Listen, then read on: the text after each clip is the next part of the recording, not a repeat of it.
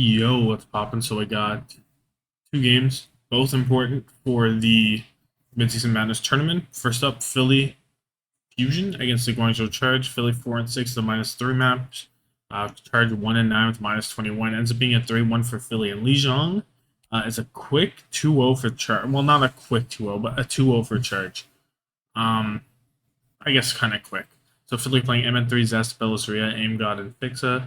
Charge playing Develop, Choice A1, Kurong, Unique, and Faraway 1987. Night Market ends up being 100 to 99 for Charge. Philly playing Ash Sojourn, Ballbat, Brig. Charge playing Ash Tracer, Doom on a Zen. So the Phillies comp of Ash Sojourn Ball doesn't make any sense because Belisria is diving alone, really, because Zest on the Sojourn, yeah, he can dive sometimes, but he's not consistently diving with the ball. So I don't know why they choose to play both Ash and Sojourn. Just put Zest on the Tracer, and it doesn't really work out. It's a pretty close map. Uh, but the Guangzhou DPS do out skill the Fusion DPS, and Faraway was doing better than Aim God, which I guess isn't really his fight because he's on Zen. But still, Faraway was doing well. And Charge really messed up because they gave Philly the first recap, and they used three ults and didn't get a kill whenever they tried to fight back, whenever they tried to regain possession of the point. And if they don't like use three ults in a losing fight, there's a very good chance that it ends up being much more one-sided than this. And it kind of felt like Charge let Philly have this percentage, and Philly didn't really force mistakes on them. And then coming into Garden, it was 100 to 0 for Charge. It was just Choice A1 Develop going crazy. Philly playing Ash, Tracer, Balls, and Brig, finally removing themselves from the Sojourn Ash. And Charge playing Tracer, Pharah, Doom on a Brig, or on a Zen. That Pharah does become an Echo eventually, but the Pharah did enough damage. Uh, Choice A1 did really well. And it looks quite bad for Philly because they look bad, and the Charge look competent. But we've seen this before, and Charge have always, and not always, but Charge have consistently looked good for one map only. We saw it on Ilios one time when Develop went crazy on Widow. It's kind of similar to that. Um, it was looking bad. Kings Row ends up being a 3-1 for Philly. Fury comes in for Belisria, and Philly's offense is Sojourn, Genji, Sigma, Zen, Ana into Sojourn, Hanzo, Sigma, Ana, Zen, and it was just a roll. Um, it was just a roll. They get 425 going into B, they get 425 going into C, and they finish the map with 339. It's just a roll. Krong on the Sigma is allergic to touching the point, whether it be the card or the actual like point objective. Um, just horrible, just horrible, horrible. On Charge's offense, Philly playing Ash, Hanzo, Sigma, Zen, Bap on the defense, and Charge playing Hanzo, Genji, Doom on a Zen, and nothing happens for like 3 minutes, and then Choice A1 just kills 5. That's it. He just kills 5. Uh, and after that, they go back to doing nothing. They don't even win another fight, really. They get some progress because Choice A1 Nano Blade, and Fury hits Flux on it, and it still kills like 2, so Philly have to kite back. But after that, nothing happens. And I don't know why Charge are forcing the Doomfist.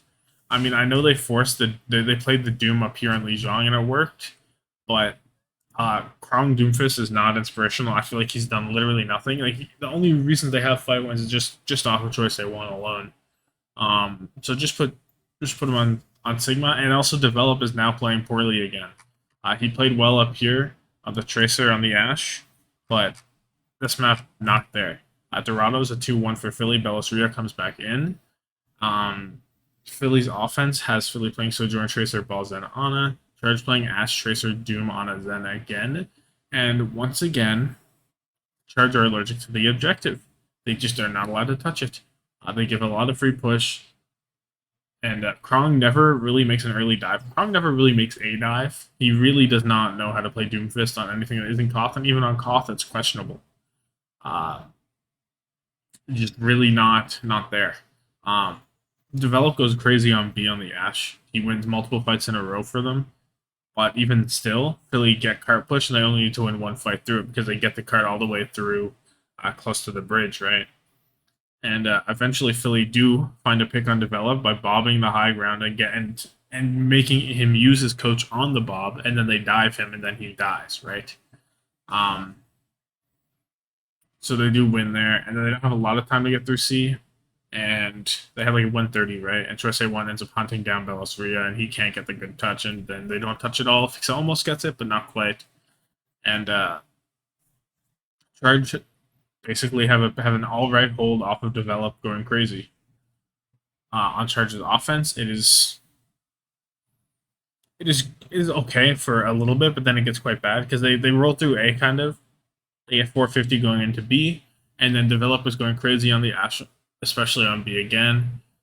He wins another fight for them there, but then Bellisria comes back on the ball. He hits some mines off onto develop. And he kills 2 and he stabilizes them. And then after that, it's Bellisria's killing 2 for basically every fight straight. Krong Doomfist is not doing anything at all. It is really bad. He legitimately is not getting any value. He's not making any space. He's just jumping in and dying. There was a time where he slams nothing, punches into nothing, uses power block, gets his trank out of his own team, and then dies. It was literally horrible. Please do not put Krong on Doomfist. I beg you. New Queen Street. It's just a roll for Philly. This one's not even real. It's developed took 3 minutes to get overclock, and they end up on the Ashes area at some points, and it's just bad. It's just really bad. Never put develop on Sojourn. Stop putting Krong on the Doomfist. He doesn't need to play Doomfist on New Queen Street. Teams play Sigma. That's real. You don't need to play Doomfist on Dorado defense. Teams play Sigma. You don't need to play Doomfist on Kings Row offense. Teams play the Sigma. You don't need to do that. Just put your guys on what they're good at. Doesn't make any sense. Talented player of the match is going to go to Bellisria. He was the only tank in the lobby most of the time and stabilized Philly when they needed it on Dorado, where there was a chance for Charge to roll through there. And he did very well, and he was very objectively minded. Took full advantage that Charge have a severe allergic reaction when they contest the payload, and just made sure that he was getting maximum push, he was getting maximum distance, and really, if his competition is just for cosmetics, you're always going to look good. The overview, map 1 was a really strong showing for the Charge, but standard Charge stuff, they're only good for 1 map. After that, they're gone. I don't know why Philly are running Sojourn Ash and Ball together. That composition makes 0 sense. Hope I never see it again, to be honest.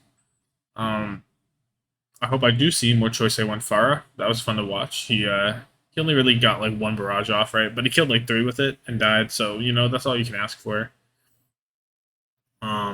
Kings Row was a pretty big roll, and Guangzhou only really got a fight win off of Choice A1, and after that, nothing, literally nothing. And Dorado was horrible. It was really bad showing for Krong specifically.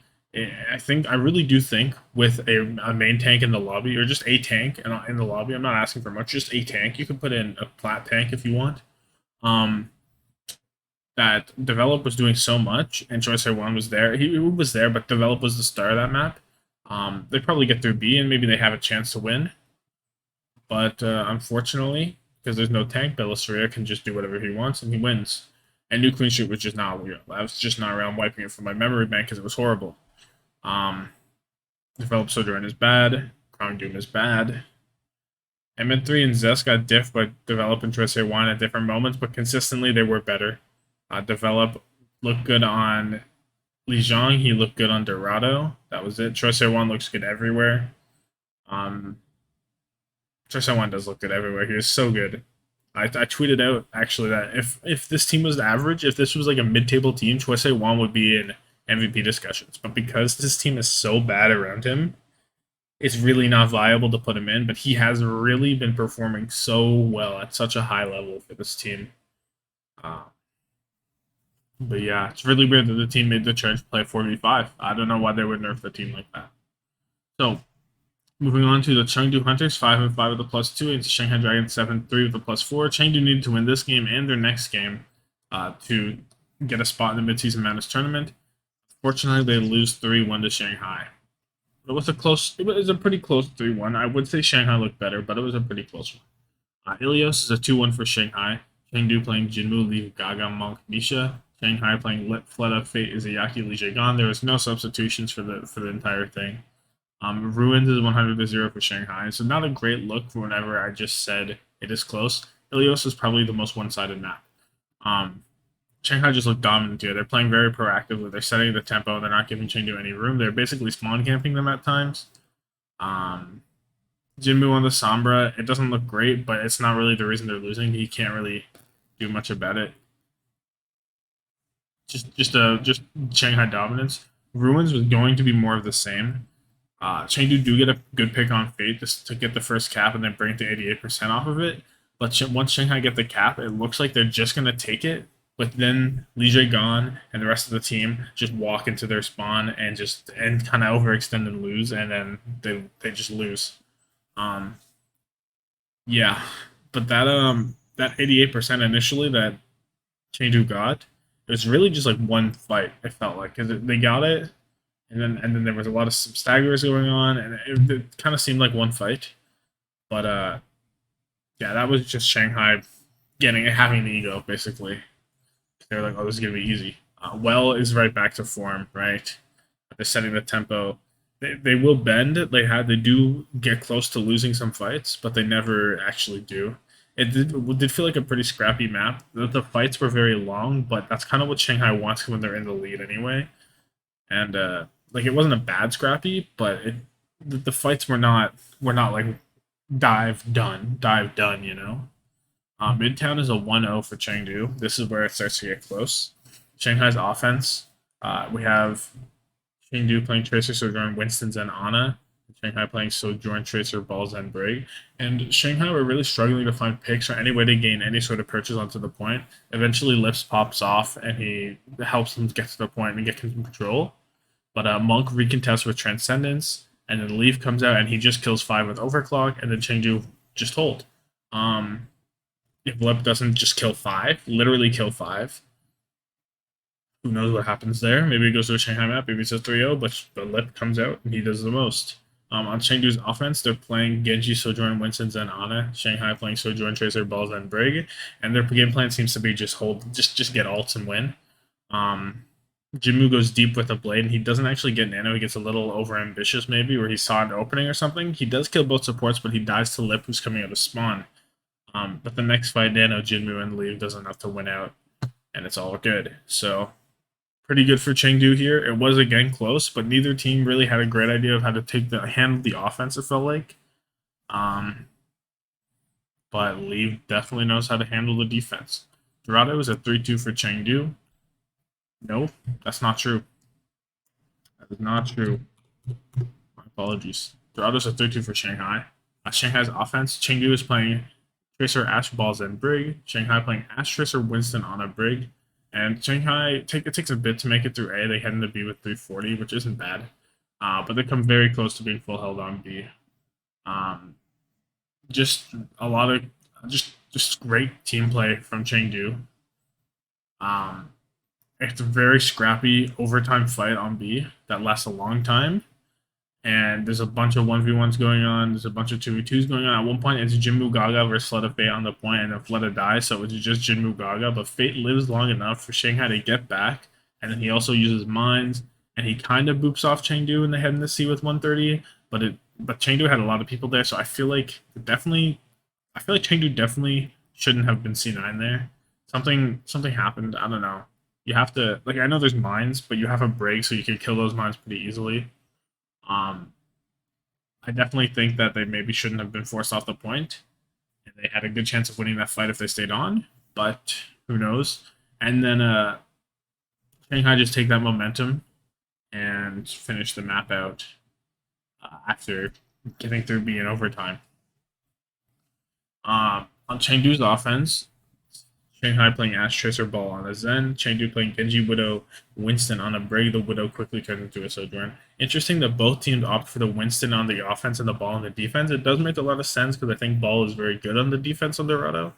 But interesting to see the win. I think that makes sense. It makes sense to me, but you don't see a lot of teams doing that all the time. So multiple fights happen where it looks like Chengdu are going to win them, but then Shanghai pulls out on top. And this happens. This happens like multiple times. It happens a lot in this series in general. But eventually, Jinmu does a crazy play where he actually smiles, which is never seen.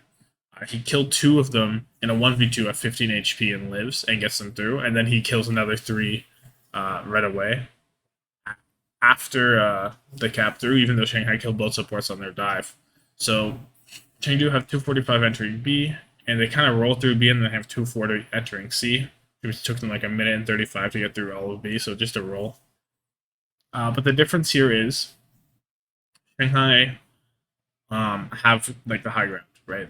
They set up on C, which is something that Chengdu didn't get to do. Um, they get a win and they push deep into the Chengdu spawn to finish some kills, get some good staggers, and they set up on the high ground again. And from there, it's just set. Shanghai on that high ground make it very difficult. And when it hits overtime, they dive past. They let Chengdu get some push because why not let Leave move the cart, and then they just come back and kill Leave. They win the map. And Lip ended up having like 20k damage per in the end, which is 10.8k per 10, and that's just nuts in Overwatch 2 because you're only shooting at one tank, right? So just crazy. That's an insane stat line. New Queen Street ends up being a 71.05 to 71.04 win for Shanghai. Very close once again. Chengdu playing Tracer, Sojourn, Balls, and Brig. Shanghai playing Ash, Tracer, Ball, Ana, Brig. Just really close. Chengdu were in the lead until the very last fight, like just at the very end. There's a time where they're in the lead by like 70ish, and Shanghai doesn't have that many. They have like 20 maybe or something like that, maybe 30. But they let, I don't know who it is, but I'm assuming maybe Fleta. They let Fleta, I presume, cap all the way from like 30 to the checkpoint, which is like 50 something. So a long back cap from Fleta, it was detrimental to Chengdu because if that back cap doesn't come through, there's a good chance that Shanghai need to win more fights in the overtime, and there's more chances for Chengdu to actually come out on top. So that back cap was a huge turning point, and if that doesn't happen, it is really good for Chengdu. They're in a really good position. But unfortunately, Lip swaps over to a Sombra in the final push. And Shanghai came out on top, being clutch as they are. So yeah, really close series. Other than Ilios, it was quite close the whole time, and it's really unfortunate that Chengdu, who do seem to be better than Philly, are unable to make it to the midseason madness tournament because of the 2 points that Philly get from coming second in the kickoff flash. That's just how it goes. So Thompson player of the match going to go to Lip, consistent output on Ash, and the unreal 20k damage on Dorado that he just went crazy. Gives him his player of the match. We even saw Lip Tracer on Ilios, which actually looked decent. Looked pretty good. And he continues to be just the most consistent force on Shanghai, no matter what. He is there. Even when Shanghai are at the start of a week or they're not looking great, if Lip is out there, Lip is going to pound, and that's just the reality of Lip. But the overview is Chengdu did make that series competitive. They had some bonkers, crazy clutch moments, but were unable to keep the midseason madness streams alive. Well, Ilios was basically all Shanghai, right? Chengdu were very close to taking both Dorado and New Queen Street, but they weren't able to clutch out. They weren't able to finish out, and that was just consistent throughout this entire series. It looks like Chengdu is going to win the fight. It gets turned. Now this happened the other way too, right? With Leave getting 5 randomly or Jimu going crazy, but it was a consistent thing that happened like as a team. Those are individual plays. As a team, Shanghai would get them back into fights that you wouldn't expect. And they didn't really overcommit on fights. They didn't really take bad risks when investing in the fights. It was very solid gameplay, and Shanghai didn't really make any glaring mistakes. And the only one that Chengdu really made was like the back cap on New Queen Street, or maybe not having someone on the point on Dorado B on the defense. Either of those, maybe. But just a really solid Overwatch, and I'm quite unfortunate we won't see a rematch in the tournament, or maybe we won't see. I don't know. It's just unlucky, but yeah. Like this video if you like it. Comment down below your thoughts. Subscribe for more daily Overwatch content. Thank you so much for watching, and have yourself a good one.